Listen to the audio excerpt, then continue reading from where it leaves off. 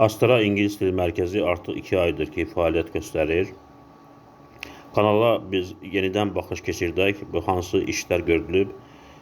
Baxaq, burada playlistlər var, yəni bölmələr var. 6-cı sinif dərslərində başlamışıq. 5 video var dərsdə, 5 video dərs var. Sonra test toplusu Dövlət İmtahan Mərkəzi İngilis dili. Burada isim mövzusundan hələlik davam edirik.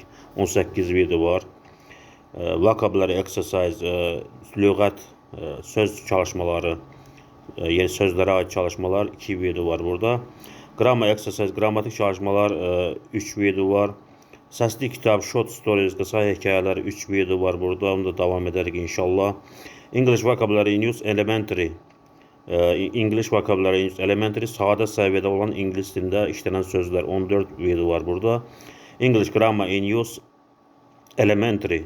İngilis dili qrammatikası sadə səviyyə, orada 12 video var. Dövlət İmtahan Mərkəzi test toplusu 2023-cü ildə aid 5 video var. Funny Stories, əyləncəli hekayələr 3 video var.